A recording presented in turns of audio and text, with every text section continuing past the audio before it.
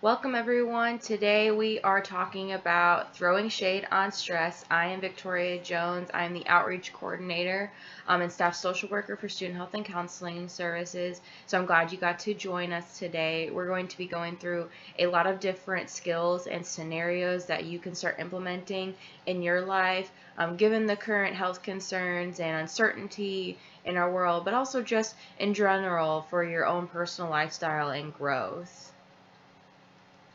All right, so here we go. Let's throw some shade. So how are we going to do this? I will say that this idea of throwing shade on stress is a funny one given pop culture and the idea that sometimes we just need to throw some the things that are making us feel negative. So one way to do that is by practicing wellness.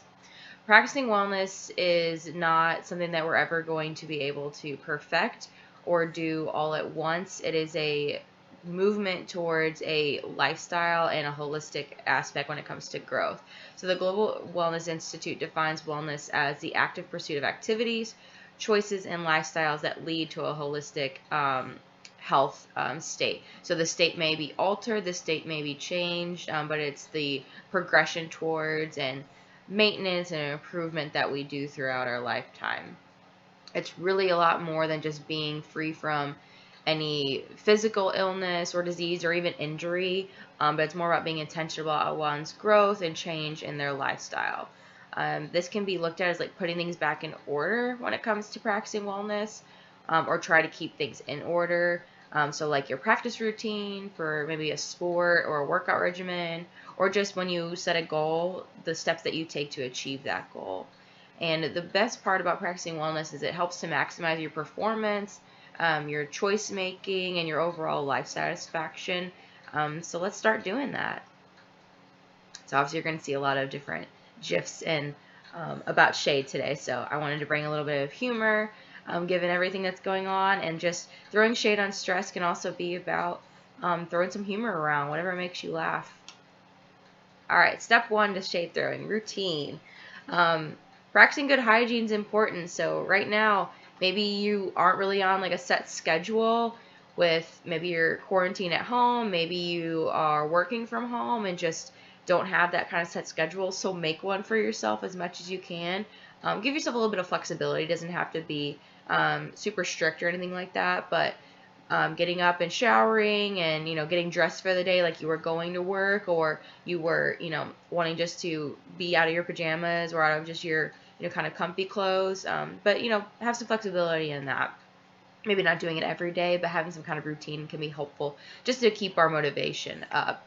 A sleep routine is really important too. So if you're not doing the sleep routine you used to do when it was during the academic year or during the time that you were working, try to get back in some kind of sleep routine. 7 to 8 hours a night when you can, and not napping a lot if that's what you're doing. So making sure that you have a good sleep routine when it comes to this time, and just keeping consistent with that. And also consistent meals. So maybe you are waking up at noon now, and make sure you're still getting those 3 meals in a day. And also be sure to be snacking healthy snacks where you can. So all those types of things. You're going to have a deeper feeling of motivation increase and satisfaction and everything that's going on too. So finding where you can create your routine is step one for sure.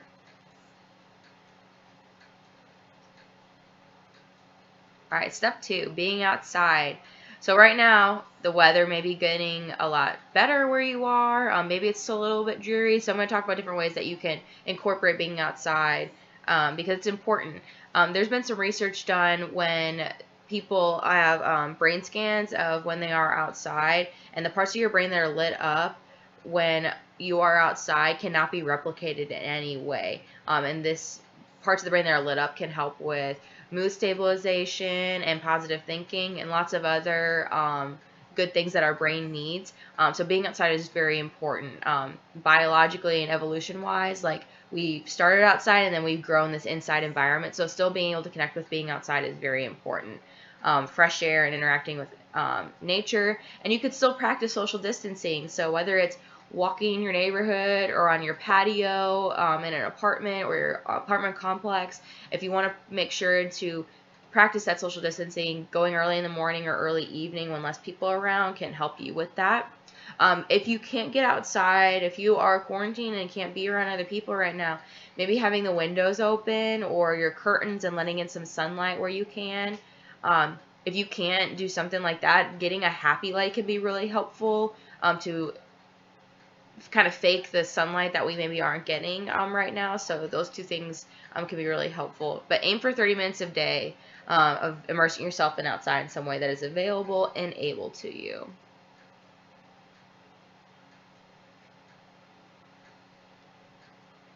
All right. Routine and control. So I'm emphasizing routine again because, again, I think it just lends itself that it's such an easy thing to do and doesn't take a lot of effort. It's just making your schedule because you do have control over your time. And so during this time of everything that's going on and uncertainty, and we're worried about our health and we're getting a lot of things thrown at us from the news, find what you can control and really control the heck out of it. So whether it's organizing something, making a schedule for yourself, even if you're not going somewhere, whether it's like, okay, I'm going to have breakfast at this time, and then I'm going to watch Netflix for this long, and then I'm going to work on homework for this amount of time.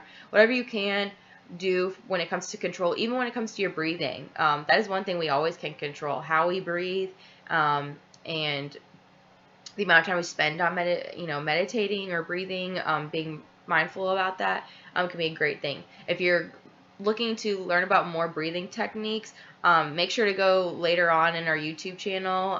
Our first Live Wellness series was about breathing, so make sure to go back and check that out if you haven't yet. Oh, the shade.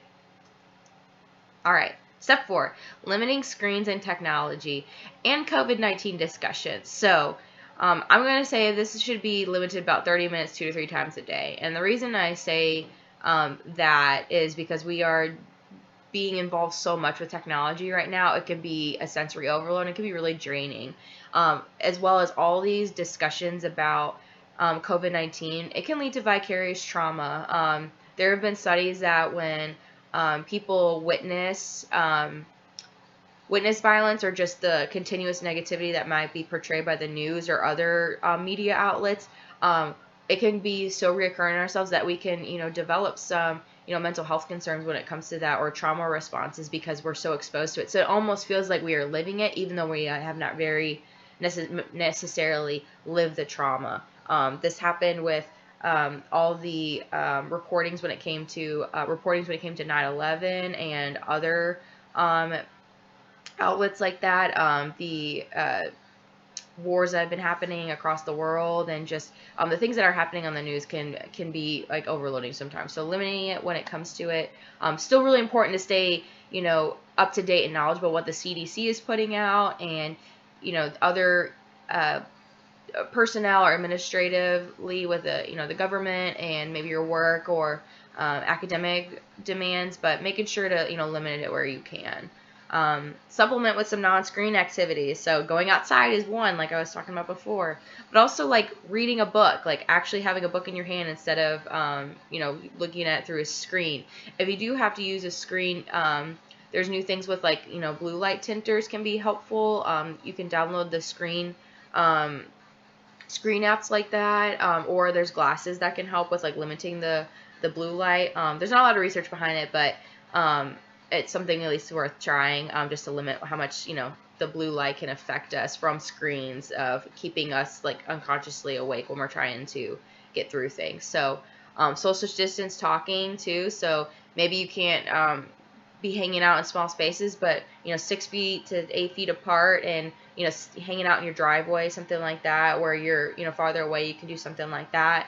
Being with your pets, but other things you can think of that are non-screen activities, playing board games if you have them, but finding other ways where screens are not involved. I'm going to get into some of the expressive arts and like creative things that you can do, but finding what's going to supplement is really important.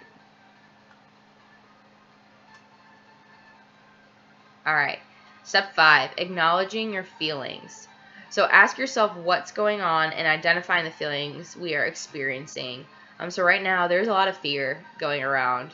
There's a lot of grief as well. I mean, life as we know it before this pandemic occurred and life as we know it after is going to be different. So the feeling that you're maybe feeling is grief, that just a lot of things have changed. So being mindful of that, because the way we handle grief and loss, if you've never experienced loss before, by way of death or, loss of identity or dream or something like that may be what you're feeling right now. And that can make anybody feel very vulnerable and lonely. So sometimes just acknowledging what you're feeling, that it's okay to be feeling what you're feeling, because we're all going through something very similar, but in some ways it's different too, depending on what your economic status is, what your privilege may be. Maybe you might have some marginalized identities that are maybe more prominent right now. So being sure to acknowledge those feelings. And when that happens, also remind yourself that current state and experiences are temporary. We don't know how temporary or how long they will be, but they are going to be temporary, and those feelings and experiences are going to be temporary. So just being reminded of that. We're going to talk about a little bit other ways of being mindful about your feelings and what you can do with those feelings too, besides just acknowledging them. But that's the first step for sure.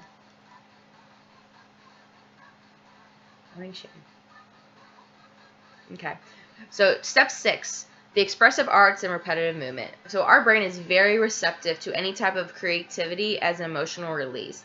This can be drawing, listening or playing music, dancing, singing, molding or building. So that could be like cooking food or like making things with food, making card stacks or like blocks, something like that that takes some like motor skill too, can be really helpful.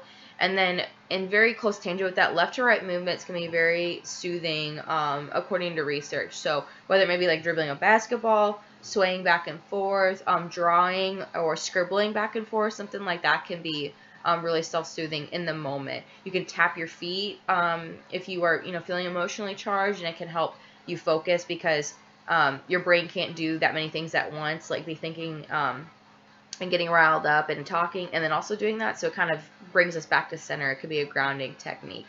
And then people don't even have to know you're doing it. If you're just kind of like tapping a little bit on your legs or kind of swaying a little bit back and forth, like most times, like people aren't going to notice that you're doing that, and they're not going to know that you're doing that too. Like calm yourself down. So that's another good way to be able to manage your emotions in the moment.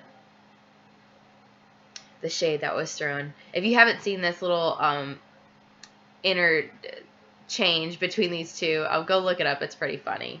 But there was some definite shade throw. They're brothers that are on the news together. It was really funny. Okay, so step 7, connecting virtually. So Zoom specifically has allowed unlimited time when it comes to video chat on those things right now, given what's going on. So if you need to connect with people that are not around, that could be a easy way to do, and you can sign up for Zoom free that way. Skype usually has a feature like that too, but I'm not as familiar with like what their settings are right now. But there's always FaceTime, Netflix party, where you can watch a show and like have a little chat with people on the side. The House Party app can be used too. There's a bunch of games and stuff on there, but you can also Google other ways like what to do to connect right now, and be creative with that, or just talking on the phone. You don't necessarily have to see people face to face every time, but just having some kind of human interaction. Maybe reaching out to people that you haven't in a long time. So some classmates, maybe your teammates, roommates, current or previous, depending on where you are now, if you're back at home or your living situation maybe has changed. Try to find some camaraderie during this time. But also maybe some like time with yourself too. Connecting with yourself is important. So doing those, me time, I always like to call it. You may be putting that in your routine too, and making sure that you're working on developing the relationship you have with yourself too, because that's important. And then reaching out for help or asking for help to find ways to connect as well. At the end, I will give a brief overview of what the counseling center is doing to support current U of M students still. But there are also other ways to reach out and connect virtually now. There's a lot of teletherapy options that are out there. talk space for one, and this is not an endorsement by any ways of any of the things that I'm mentioning today. These are just, a lot of different resource collecting. I do not get anything from these things from talking about these entities, so just want to be mindful to throw that out there. But these are just different types of resources that you can look for. There's a lot of different virtual therapy platforms out there. One of my favorite ones. Okay, number 8, practicing gratitude. So this is, again, a very simple thing that you can do, and I'm going to do this with you right now. So I do want you to reflect just for a moment, maybe the number one thing in your life that you are grateful for, and I want you to either name that out loud or in your mind, and just kind of reflect on that just for a few seconds about what it means to be grateful for that, why you're grateful for that, and how you can continue to show and be mindful that you're grateful of that. Research shows that those who can practice gratitude more often can increase their empathy. Empathy is the idea of being able to understand or feel the feelings of other people. So I always like to describe it when we're thinking about the difference between empathy and sympathy.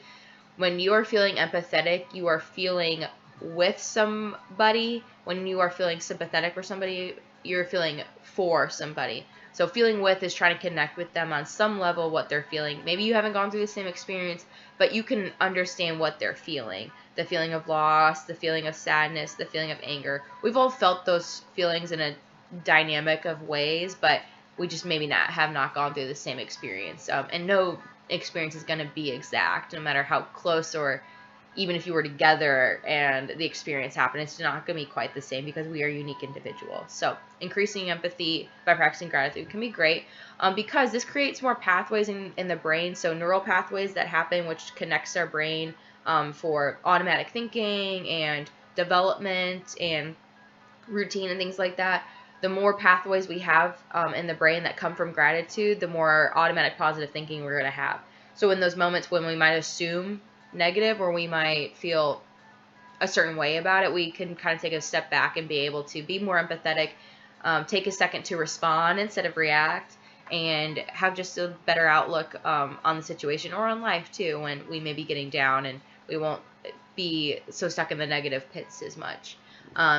Some ways to do this when you're going to bed or when you're first waking up, just naming naming 2 to 5 things, however many you want to do, not to overwhelm yourself. And it can be the same things or very similar things most days. You can keep a journal of it or on the notes app in your phone, something like that. Another thing to do that is easy that I didn't put in the PowerPoint, but you're going to do something like hygiene every day. So maybe it's brushing your teeth. That's when you practice gratitude. So the time that you're spending there, you're not going to be doing much else besides, going through the motions when it comes to brushing your teeth. So practice gratitude then might be a good way to incorporate that into your routine. Or when you're drinking tea. All right.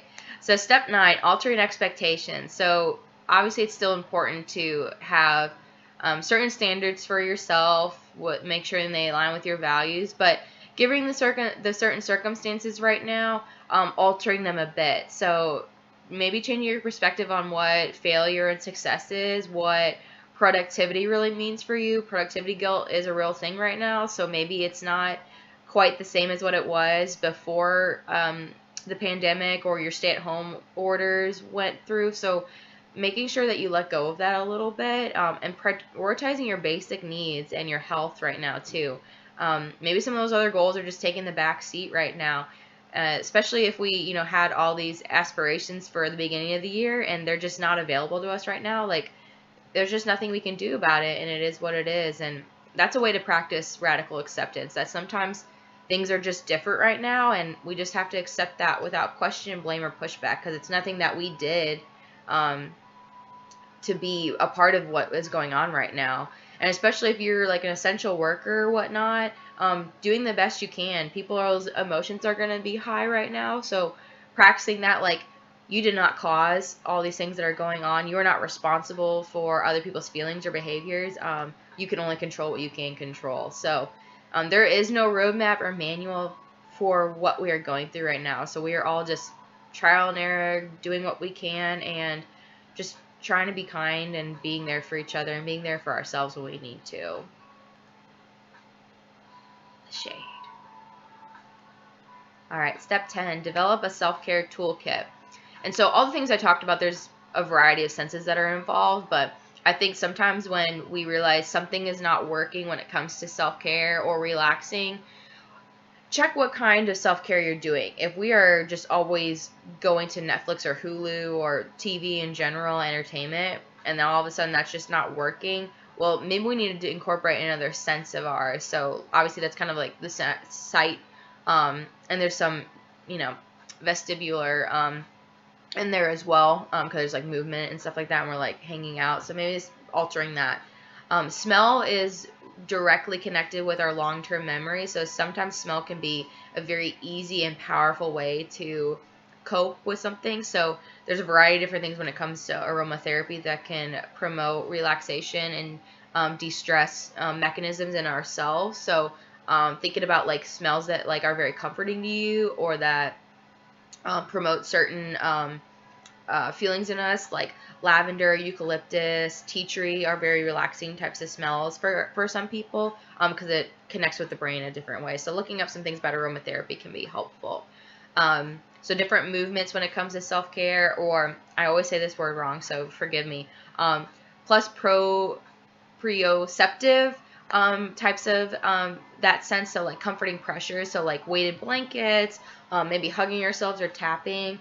This can be a way to help us when it comes to like sensory overload too, if we're having a lot of screens and like sounds and just like feeling very charged, and that sometimes like that type of movement or comforting pressure can be helpful for us. Excuse me, hold on real quick. Oh, something in my eye. But sometimes these things are not comforting to other people. If you have issues with space or claustrophobia, or maybe certain sensory processing issues, maybe some of those things might not be helpful. But thinking about different types of self-care kits can be helpful when you engage all the senses instead of just always going towards one thing. So that's why it's step 10. Watching the shade go over. All right. And this is our final step, number 11, mindfulness, which I think is, again, one of the easiest ones to do when it comes to, and also most difficult, like just like a routine. It's kind of hard to keep a routine sometimes, just like it's hard to keep up with mindfulness. But you may not be aware of it, but you probably practice mindfulness and you just aren't aware of it. So it's just about really being in the present moment without judgment or concern. And it's just allowing and noticing the thoughts and feelings that are coming and going, to just be and to not try to change or alter them. And so the more that we practice and the more that we are aware of that, the more that we can maybe dispel some negative or intrusive thoughts. And it's just about like noticing, like when we aren't being in the moment, then when you were like, oh, I was thinking too much about my to-do list, or I was thinking too much about what happened yesterday, that's even being mindful, because you're becoming aware of the moment that you were distracted. So while mindfulness can be frustrating to try and work through, it can also be really rewarding the more that we do it, just like gratitude can be. So if you want to read more about this technique called RAIN, I encourage you to go to mindful.org. It kind of expounds it a little bit more, but you can always just Google RAIN for mindfulness, and you can find other things as well. But basically, it's an acronym. It stands for recognize, allow, investigate, and I add in imagining as well as a separate I, and I'll explain why later. And then natural awareness for N. So first off, when we are experiencing something, or we are just practicing mindfulness, we just recognize what's going on. So right now, I'm recognizing that I'm feeling just a little charged because I'm presenting right now. I can recognize the feeling in my chest, because I always have a little bit of nerves when it comes to presenting, because it's important and I care about it, and it's in front of people, so I can recognize that feeling in me, and it kind of lies in my chest and my abdomen. So I'm recognizing what's going on, and I'm just allowing it to be there as it is. It's there as kind of a tool and a way that, again, evolutionary, like those feelings lie in our body to tell us something. It's sharing with us that maybe our conscious mind may not be aware of yet. So when we connect that, that's really important. And so when I begin to notice those things, I like to imagine like the rain coming down on me as I'm bringing this awareness. So the rain starts, up in the clouds. That's where like kind of like our thoughts come. And then it falls down, through the sky, and then it comes to our body. So if you think of it fluidly like that, the recognition is that the cloud is there. Allowing the experience to be there is the rain coming down from the sky. Investigating or imagining it is like the rain hitting us and us feeling it.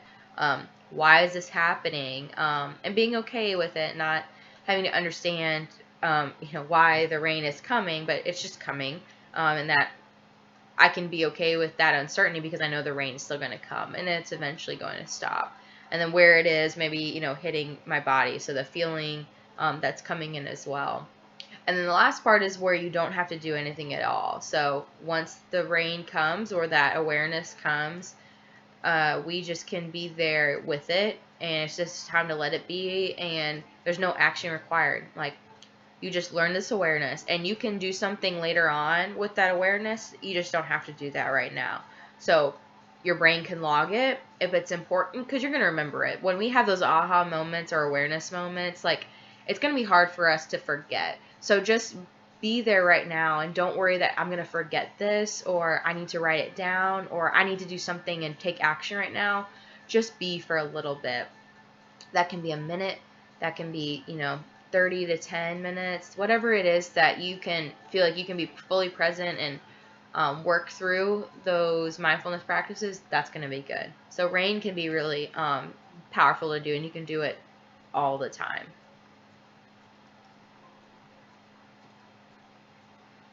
And look out for the shade. All right. So if you have any questions, there is a feedback link that you're going to see in the comments section today. You can give us some feedback of how your experience was today. We don't have the poll questions right now. That was for a separate Zoom outreach that we did. If you are a student athlete and have not done the game plan apps yet, I'm going to point out that this is a great way to build awareness for yourself. If you have not gone to our website yet, I will share with you in moments, and make sure to check out all the resources we have on the Counseling Center website, counseling, memphis.edu/counseling/wellness. The links again will be in the description box underneath today. But I always like to put a plug, as I am a therapist, that struggling with mental health does not automatically mean that something is wrong with you. It may just mean that something is off, and we all have a spectrum of needs, just like when it comes to our physical health. Sometimes things may take, just one, visit to the doctor and one prescription and you're good, or some things may be a little bit more long term that might take some rehabilitation and more ongoing care. But that doesn't mean that there is anything wrong with you. It's just some people need a little bit of extra care, or just another perspective sometimes. We are with ourselves all the time, 24 hours a day, 7 days a week. Sometimes just somebody that's not in our life, or doesn't have a, just an unintentional bias because they know us, may be able to give us a different perspective. So that's my little bit of a plug. If you are having any struggles with mental health, or just need some, personal growth, or want to learn a little bit more about yourself, therapy can be a way to do that. The wrap up. Okay. So now I encourage you to go through all the shade to stress and be well. This is our link to our YouTube channel. We also have the links on our social media. So at U of M SHCS, you can follow us there and see what we're doing. We have a Live Wellness series that we're doing Monday, Wednesday, and Fridays now for the rest of the semester, spring semester 2020. So visit us there and check us out. Be well, stay safe, and thank you for stopping by. Have a great rest of your day. Bye-bye.